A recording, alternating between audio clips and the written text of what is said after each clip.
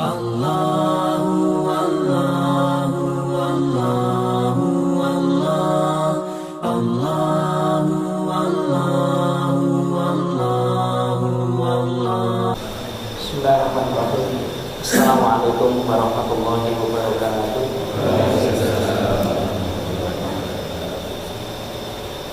Alhamdulillah, nasta'inuhu wa nastaghfiruhu wa na'udzu billahi min shururi anfusina wa sayyiati a'malina. Wa may yahdihillahu fala mudilla lahu wa may yudlil fala hadiya lahu. Asyhadu an la ilaha illallah wa asyhadu anna Muhammadan abduhu wa rasuluhu. Arsalahu bil huda wa dinil haqqi liyudhhirahu 'ala dini kullihi walau karihal musyrikun. Allahumma sholli ala Muhammad wa ala ali Muhammad. Fa ya ibadallah, ittaqullaha mastata'tum wasma'u wa ati'u la'allakum turhamun. Faqala Allah Ta'ala, ya ayyuhalladzina amanu taqullaha wa qulu qawlan sadida yuslih lakum a'malakum wa yaghfir lakum dzunubakum wa may yuti'illaha wa rasulahu faqad faza fawzan 'azima. Langsung saja di babudak waddani wal qasamah.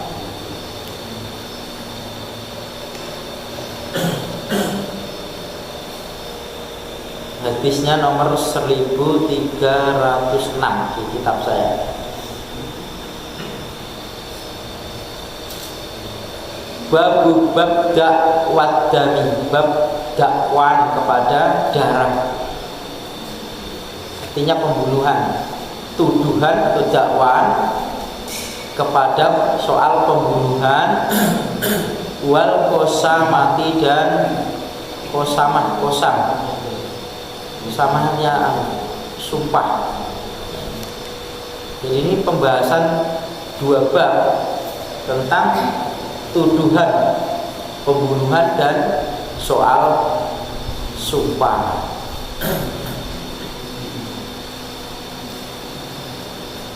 Hadisnya An Sahli bin Abi Khosmah an rijalin min kubaroi qaumi, dari seorang laki-laki min kubaroi, dari pembesar kaumnya.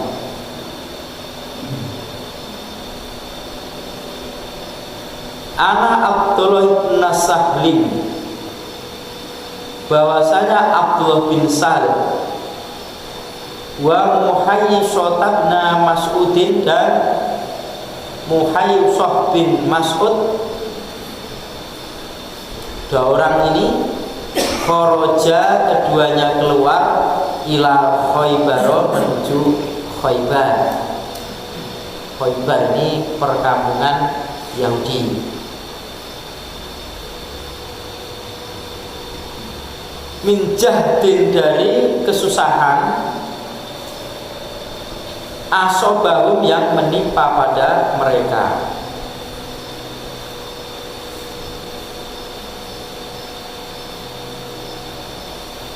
Fa'utiya, maka didatangkan Muhayyisatu, sing Muhayyisah. Fa'ukhbira, maka dikabarkan anak Abdullah bin Sahlin, bahwasanya Abdullah bin Sahl qad qutila, sungguh telah terbunuh.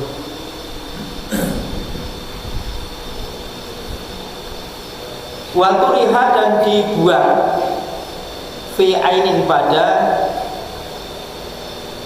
aliran air, mata air. Mayatnya itu ditaruh atau dibuang di tempat mata air.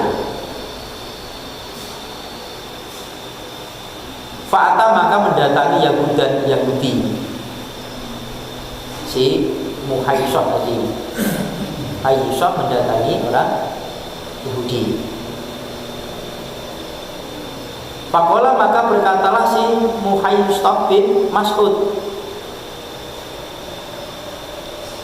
antum kalian wallahi demi Allah qataltumuhu kalian telah membunuhnya,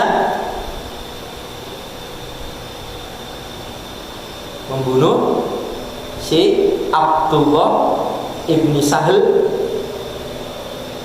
kalian yang membunuh orang Yahudi. Qalu mereka menjawab wallahi demi Allah ma qatalnahu, tidaklah kami membunuhnya, kami tidak membunuh.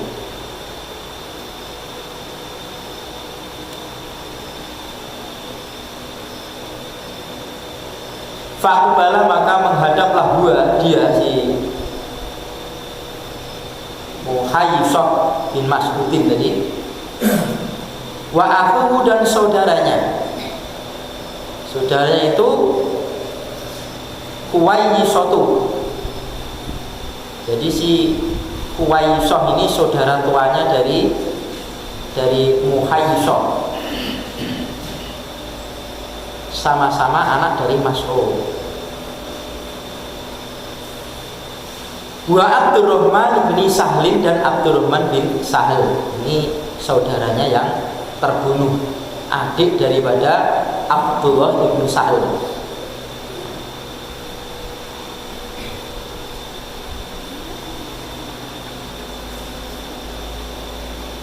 Fadhahaba maka berbuatlah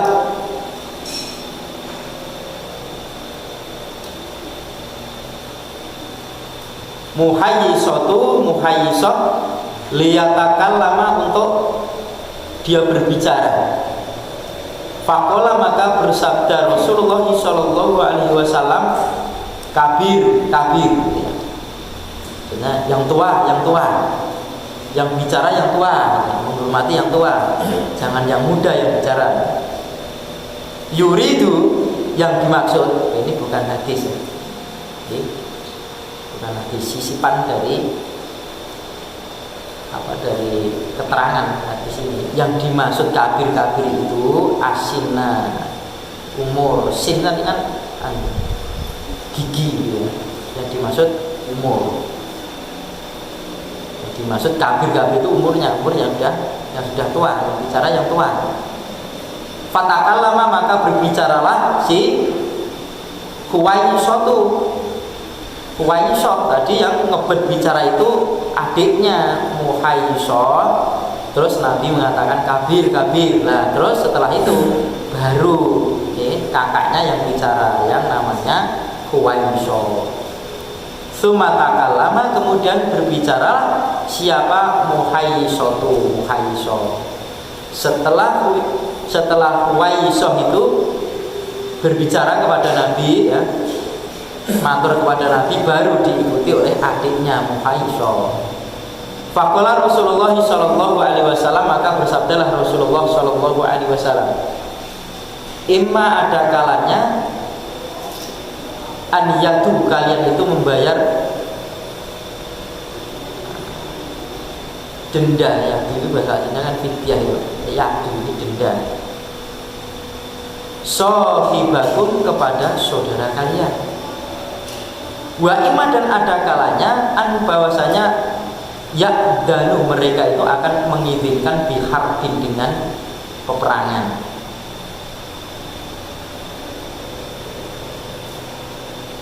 Sudah dihadapi itu orang Yahudi bisa jadi membayar denda, bisa jadi ya perizinan perang. Fakataba maka menulis, ini Rabi ya. Fakataba maka Nabi menulis ilaihim kepada mereka orang Yahudi, fi dzalika pada yang demikian itu, permasalahan tadi, pembunuhan tadi. Fakatabu maka mereka juga menulis. Mereka di sini orang Yahudi. Jadi dikirimi surat orang Yahudi tentang kamu yang membunuh ini si Abdullah bin Sahal. Kemudian dijawab, kemudian menulis surat juga orang Yahudi. Inna sesungguhnya wallahi demi Allah ma qatalnahu, tidaklah kami ini membunuhnya. Kami tidak membunuh dia. Faqala maka bersabda Nabi li Huwaisota kepada Huwaisah dan beliau itu juga berkata kepada Muhayyiso saudara ini wa Abdurrahman bin Sahlin, dan juga berkata kepada Abdurrahman bin Sahlin, saudaranya terbunuh ya, saudaranya Abdullah bin Sahlin. Atahlifuna, apakah kalian mau bersumpah? Wa tastahikuna, dan kalian akan menuntut hak. Ya, menuntut hak itu artinya hak, karena dibunuh, itu ada haknya untuk bayar denda pada kami. Wa istahikuna dama sahibukum, untuk menuntut hak darah pembunuhan saudara kalian. Kalau mereka menjawab tiga-tiganya, tidak ya Rasulullah, kami tidak mau bersumpah karena tidak mengerti. Kamu mau tidak bersumpah bahwasanya yang membunuh ini orang Yahudi, betul orang Yahudi? Mau tidak? Tidak ya Rasulullah, karena ini cuma dugaan saja, karena matinya di sini dan di perkampungan orang Yahudi, maka kami tuduhkan bahwa yang membunuh itu adalah orang Yahudi. Kalau bersumpah dia tidak mau.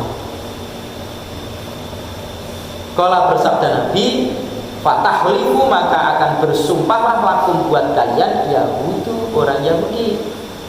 Berarti saya akan mengambil sumpah orang Yahudi biar Yahudi bersumpah bahwasanya dia tidak membunuh Abdullah bin Sahl.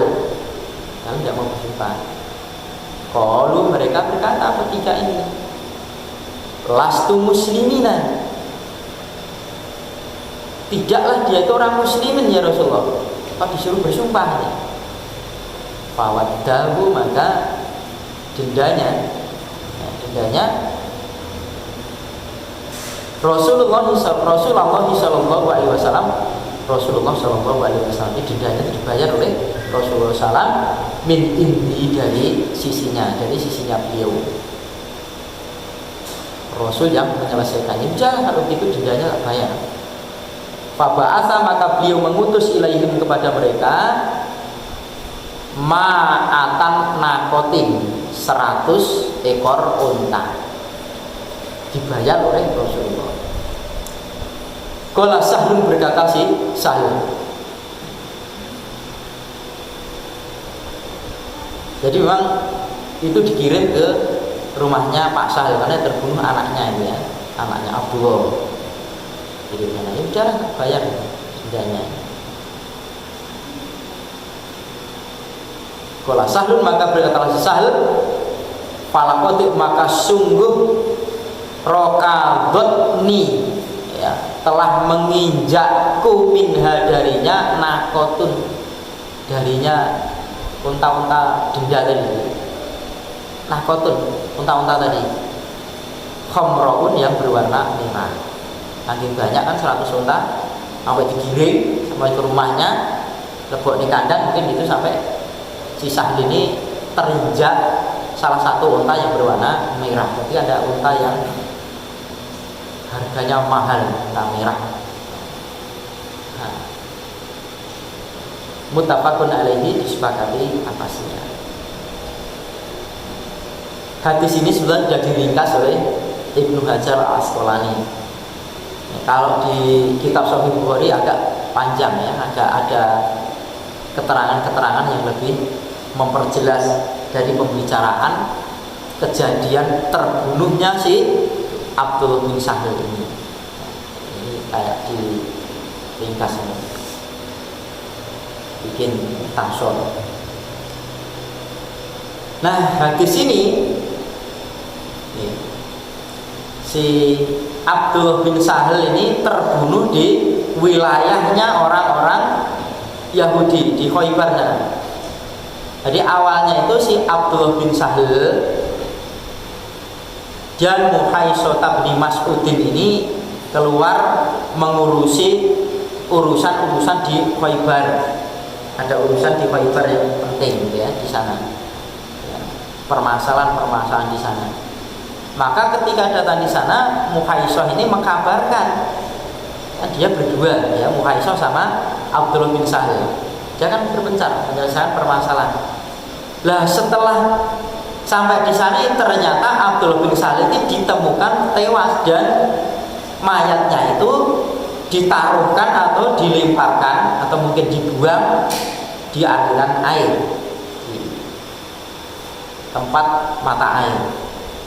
Nah, langsung si Muhaisah bin Mas'ud ini pikirannya, oh ini pasti kejadian kelakuan orang Yahudi. Jadi orang Yahudi ini kan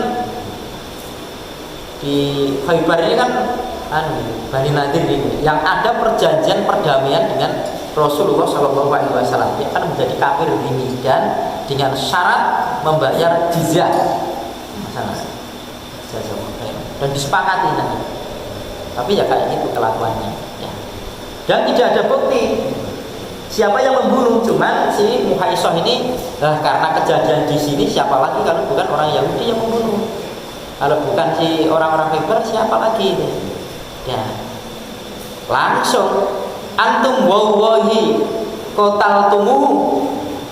Engkau itu demi Allah lah, kalian adalah yang membunuh Abdullah bin Sahal. Langsung dia menjawab orang Yahudi, wallahi ma qatalnahu. Oh, demi Allah saya tidak membunuhnya.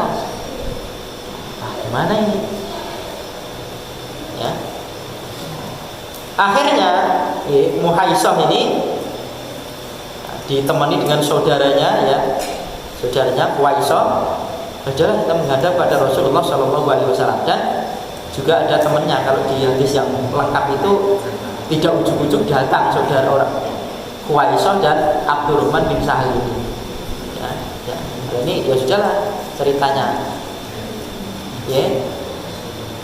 Muhaisah dan Muhaisah bin Mas'ud serta Abdurrahman bin Sahal ini kemudian ini aja menghadap Rasul saja bagaimana untuk memutuskan persoalan ini. Kemudian berangkat. Mereka berangkat. Nah, setelah berangkat menghadap pada Rasul, mungkin maturnya, ya Rasulullah, ada kejadian begini-begini di Khaybar, ya. Ini terbunuh lah, sudah karena kejadian di sana. Nah, sudah saya langsung menuduhkan bahwa yang pembunuhan ini adalah orang-orang Yahudi. Tetapi dia menolak, ya Rasulullah, tidak mau mengakui bahwasanya si Abdullah bin Sahal tadi yang membunuh dia. Nah, tapi yang bicara ini yang tua. Awalnya itu Muhaisah mau berbicara karena yang di lapangan dia. Tapi mbok yo sing tua to, ya. Akhirnya setelah setua ini berbicara, kemudian adiknya memperkuat keterangan yang dilaporkan kepada Rasulullah oleh si Muhaisah tadi. Nah, kemudian Rasulullah SAW, ya ada kalanya bisa jadi mereka itu membayar denda untuk saudara kalian, bisa jadi loh mereka itu akan memberikan kelonggaran untuk berperang dengan perkara ini. Nah, ini aja tak ambil surat berkenaan dengan ini. Seorang pemimpin yang bertanggung jawab, walaupun tidak berbuat, kan seorang pemimpin harus bertanggung jawab pastinya kalau rakyatnya terjadi seperti ini, mestinya seperti itu. Kalau kita kan enggak nih, karena yang dipakai ukurannya bukan syariat Islam ya. Terus kemudian surat itu dijawab, ya, intinya dalam surat itu adalah apa benar kamu itu yang membunuh Abdullah bin Sahal. Nah, kemudian jawaban surat ini, wallah inna wallahi, ya sungguhnya kami demi Allah tidaklah membunuh Abdullah bin Sahal. Ya. Jawaban seperti itu. Kemudian setelah itu Rasulullah SAW mengumpulkan orang tiga ini, ya, Muhaisah, kemudian si Abdurrahman bin Sahal, adik daripada yang terbunuh. Gini saja, atahlifun, apakah kalian mau bersumpah soal ini? Kalian mau nggak bersumpah kalau memang betul yang ini yang membunuh adalah orang Yahudi, untuk menguatkan menuntut hak ya, darah saudaramu itu? Mau nggak kamu bersumpah itu? Wah ya, kalau mereka semuanya menjawab tidak, kami nggak tahu, cuman sebatas ya bukan tuduhan, cuma kecurigaan saja lah, matinya di sini ya Rasulullah. Siapa lagi kan? Wah lah, kalau begitu ya gimana itu ya? Sudah, tak selesaikan saja itu ya. Sudah, kalau bersumpah berarti begini. Mereka orang-orang Yahudi itu mau akan bersumpah, fatakallifu lakum yahudu, maka orang Yahudi akan sumpah buat kalian untuk menolak bahwa dia tidak membunuh Abdullah bin Sahal. Wah ya jelas saja ya Rasulullah, dia mau bersumpah, dia bukan orang muslim kan, bukan muslim, bebas daripada tanggungan sumpah, ya enteng saja. Tapi oleh Rasulullah SAW tetap bicara, ya sudah, wes gini aja, dari pihak yang terbunuh ini dendanya saya bayar. Rasulullah sebenarnya kaya, sebenarnya kaya, dibayar oleh Rasulullah unta 100 untuk diberikan pihak yang terbunuh tadi. Jadi insyaallah sampai banyaknya si Sahih ini ya, ketika didatangkan unta itu sampai keinjek unta ini, keter lah itu. Jadi ya sikap pemimpin kita itu seperti itu seharusnya ya. Jadi apapun kejadian yang terjadi pada rakyat itu, pemimpin itu ya ikut ngeculke, bukan malah mendapatkan sesuatu dari pihak-pihak yang kena musibah, malah tidak seperti itu. Sulit mencari orang-orang yang seperti itu. Karena Rasulullah itu kan ketika ditanya bagaimana akhlak Rasulullah, ya ketika Aisyah radhiyallahu anha ditanya kan, ya Rasulullah itu akhlak uluhul Quran, akhlaknya itu Quran. Jadi ya bicaranya, ya perkataannya, semua inilah dalam arti din itu seperti itu, agama itu seperti itu. Ya, agama din itu sebenarnya bukan sekedar agama itu apa itu. Agama itu apa? Agama itu adalah yang mengatur segi penghidupan kita ini, bukan hanya mengatur soal sholat, puasa, zakat, tidak hanya seperti itu, tapi segala bentuk perbuatan ya, mulai daripada antar manusia dengan manusia sampai mengatur antar negara dengan negara, itu diatur dengan yang namanya din. Sebetulnya seperti itu.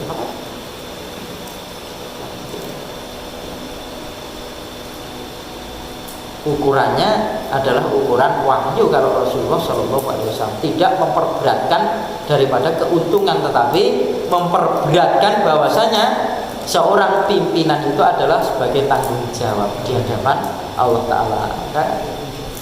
Ketika si Umar bin Khattab radhiyallahu anhu ini menjadi Amirul Mukminin, kan hampir-hampir tidak tidur, keliling malam itu mencari, memperdengarkan, takut dia itu menjadi seorang dolim. Dan inilah dua sifat manusia yang menjadikan dirinya itu akan terjerumus ke neraka. Doluman jahula. Jadi sifat kedoliman kemudian kebutuhan. Maka Umar bin Khattab ini keliling, jangan sampai ada rakyatku yang menjadikan dia jadi rakyatku tapi susah rakyatku ini, dan aku tidak mengetahui kesusahan rakyatku. Maka keliling ditemui ya, dalam manakibnya si Umar bin Khattab radhiyallahu anhu itu sampai ketemu penjual susu ya, susu orang janda punya anak penjual susu, kemudian dengarkan percakapan antara ibu dan anak. Jangan biar untung besar, jualanmu susu itu kok kamu campur dengan air. Wah, itu nanti kalau ketahuan negara kan kita bisa dipenjara atau enggak? Bisa dipenjara Bu. Nah, Umar bin Khattab juga tidak mengetahui kan itu. Nah, di perempuan ini jawabannya, kita ini berbuat itu bukan karena Umar bin Khattab. Umar bin Khattab nangis menurut. Ada rakyatku yang belum pernah melihat aku, belum melihat aku, dan dia berbuat sesuatu, saya menjadi pimpinan, tapi bukan saya bikin aturan itu bukan takut kepada aku, ya, tapi pada Allah Taala. Ada orang banyak gitu kan dalam kisah itu sampai dijodohkan sama anaknya. Dalam soal itu ya muamalah, kita dalam soal ibadah saja kadang-kadang ada rasa syirik. Berbulan-bulan mungkin sholat di belakang imam, dia ketinggalan gelo, wah malu saya tidak sholat di belakang imam, kan derajatnya berbeda. Isim karena malu, sama orang-orang masa saya tidak sholat jamaah. Nah ini kan nyatanya jadi malu. Bolehnya malu itu kepada Allah dan kepada Rasulullah. Dan boleh orang itu melongok-longokkan. Kalau sahabat itu dulu nih, Rasul itu mencari-cari para sahabat yang akan diberikan bendera untuk memimpin perang. Dan Rasul yang memberikan jaminan siapa yang saya kasih bendera itu memimpin perang pasti menang. Allah ridho dan dia orang yang ridho pada Allah dan Allah ridho kepadanya. Kan termasuk Abu Bakar, Umar kan melongok-melongok nih kan. Buat saya dipilih. Ternyata Ali boleh. Biar dilihat oleh Rasulullah itu boleh kok. Karena apa yang diputuskan oleh Rasul itu bukan kemauan beliau. Sama ya. Dipuji Rasul itu sama saja dipuji oleh Allah, dan dibenci oleh Rasul itu dibenci oleh Allah Ta'ala. Layak tiku anil hawa. Dan Rasulullah SAW itu bisa termulia itu karena ya ini, karena mengikuti Al-Quran itu. Mengikuti Al-Quran dan nasib petunjuk bagi seluruh manusia. Karena kan perintahnya fastamsik ma yuha ilaika wa innaka siratal mustaqim. Berpegang teguhlah apa yang telah aku wahyukan kepadamu, dan sesungguhnya kau itu adalah di atas jalan yang lurus.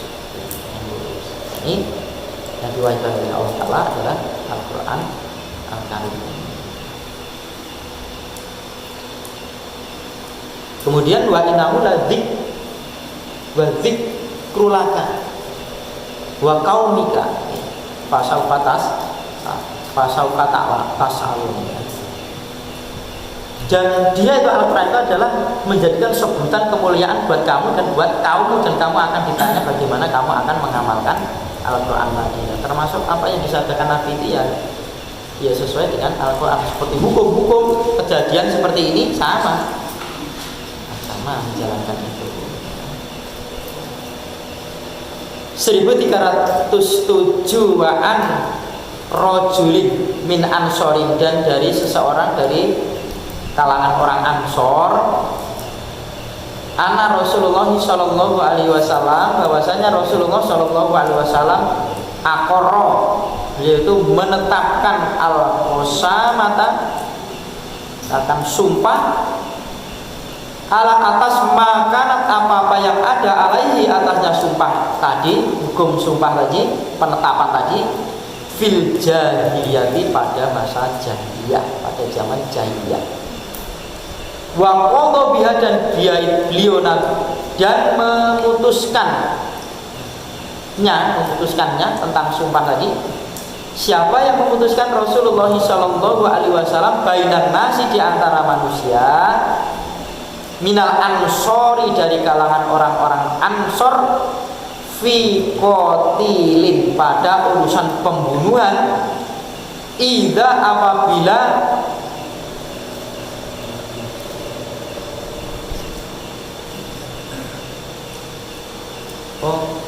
idda'auhu, ketika dituduhkannya pembunuhan tadi alal Yahudi, kepada orang Yahudi. Maksudnya ya tadi sebetulnya hukum sumpah untuk penguatan barang sesuatu kejadian itu zaman jaya sudah ada, ya, sudah ada. Jadi untuk mengkuatkan kamu bunuh ya, tidak sumpah kamu, tidak berani sumpah, oh berarti dia membunuh. Hanya berani sumpah. Makanya si bertiga tadi, Waisoh, Muhaisoh, kemudian Abdurrahman bin Sa'al tadi kan menyayangkan lah. Kok diambil sumpahnya, dia bukan orang muslim nih Rasul, pasti saja dia mau bersumpah. Kemudian di zaman jahiliyah juga terjadi seperti itu. Pokoknya hukumnya hukum dohir. Perkara dia itu adalah dusta, ya urusannya dia sama Allah Ta'ala, menghukumi secara dohir, ya, yang nampak. Yang nampak kita menghukumi juga begitu, tapi dengan ilmu loh ya, dengan ilmu.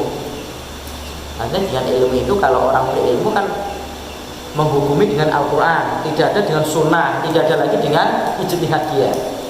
Dan ada makom-makom, ada batasan-batasan orang itu sudah bertaraf ijtihad atau belum, atau seorang mutabi, itu kan harus ada.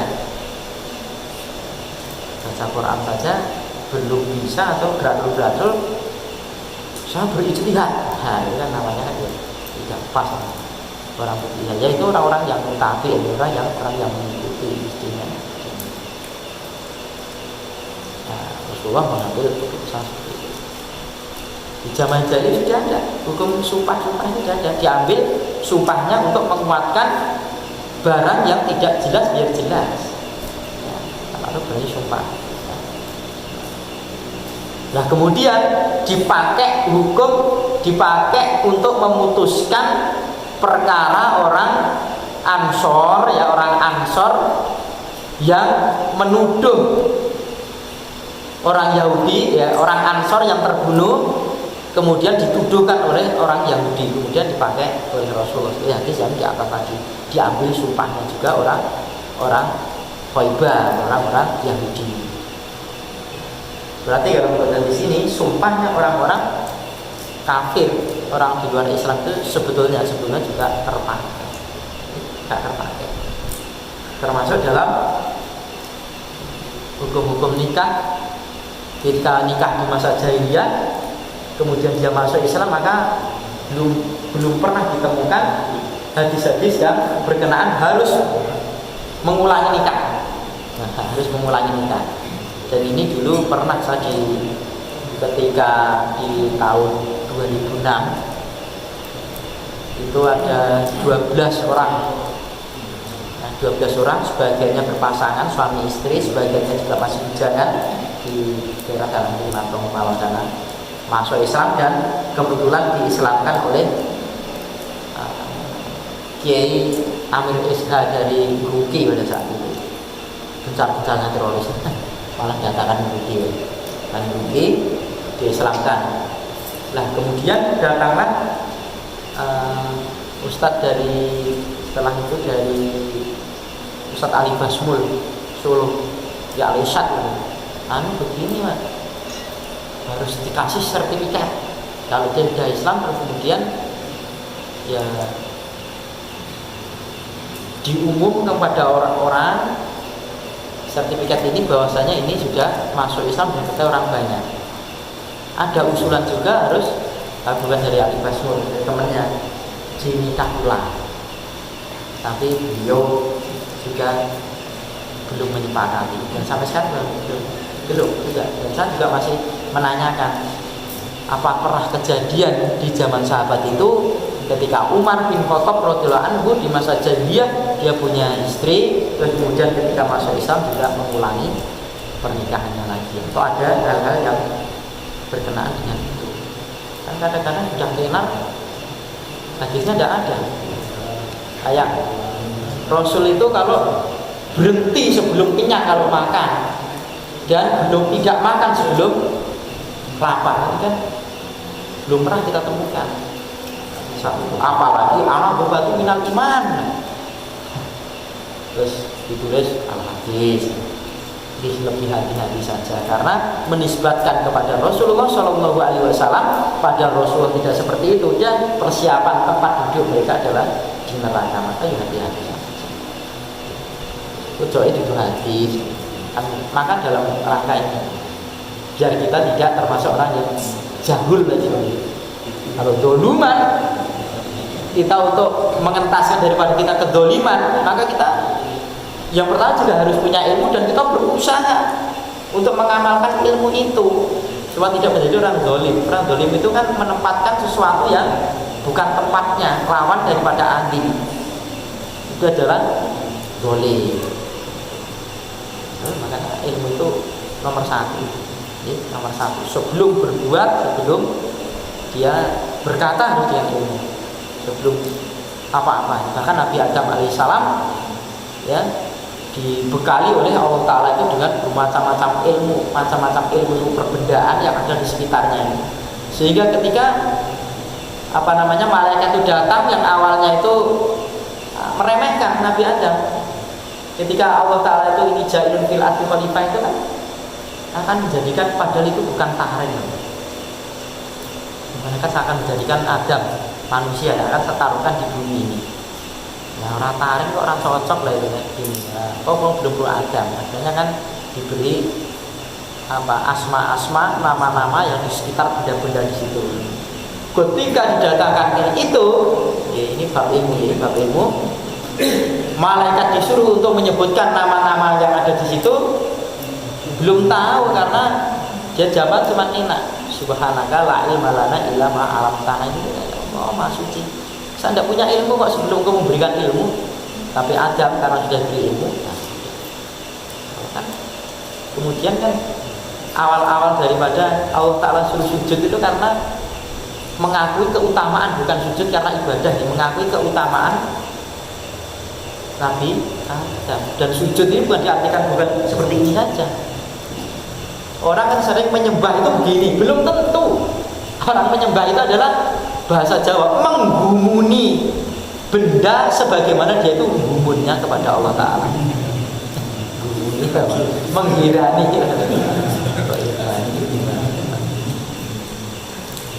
atau memperbesarkan makhluk sebagaimana dia memperbesarkan Allah Ta'ala.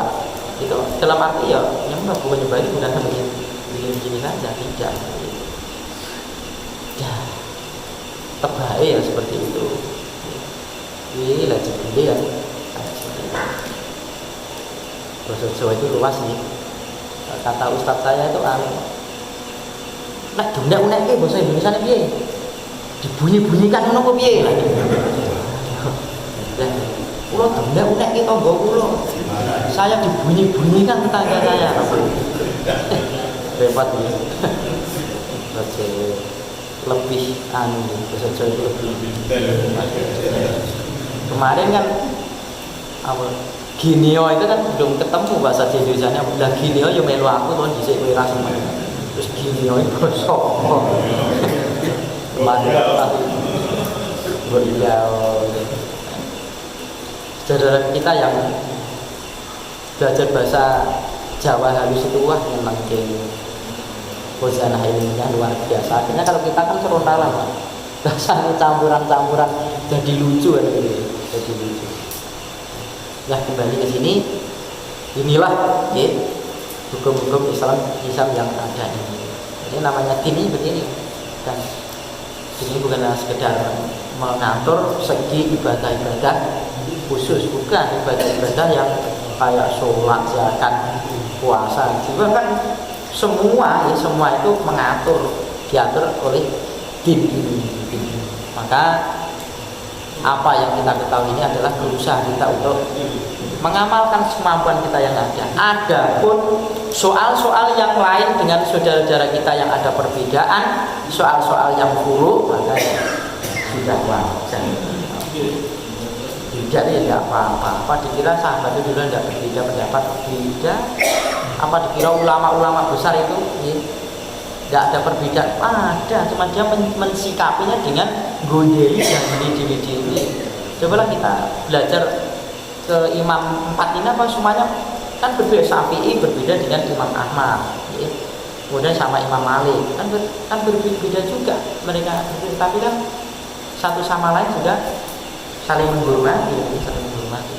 Artinya dia berpegang teguh dengan pendiriannya, dia itu gondeli dalilnya, kemudian mereka juga berdiri teguh dengan dalil nggak apa-apa, berarti tidak masalah. Bukan urusan-urusan yang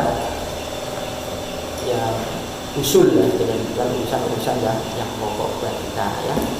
Kedepankan persatuan daripada perkara-perkara yang tidak pokok kemudian menjadi perpecahan. Nah, pada dasarnya muslimin ini akan menjadi kuat manakala kita akan melakukan satu jamaah kebersamaan yang ada. Adalah saling silaturahmi dan saling menguatkan satu sama lain, kemudian saling menasihati. Insya Allah akan terselesaikan. Kalau kekurangan muslimin ini bentuknya menghujat, maka tidak akan selesai. Apalagi menghujatnya di pengajian tambah lagi ya. Tapi dengan jalan dinasihati. Masih nekat ya urusan dia. Tugas kita itu menyampaikan saja, tidak memberikan Islam kepada mereka, tidak bisa mengislamkan kepada mereka. Fadzakir innama anta mudzakir lasta alaihim bimusaitir. Berilah peringatan oleh Muhammad. Sesungguhnya itu orang beri peringatan, tapi kamu tidak bisa menguasai mereka. Dia urusan peringatan. Sehingga mamanya beliau sendiri juga meninggal dalam keadaan tidak ibadah kepada Allah Ta'ala. Dalam hati mana bangga. Sehingga tidak bisa memberikan petunjuk kepada orang yang kau cintai. Mungkin ini yang bisa sampaikan. Satu bab, 2 hadis saja.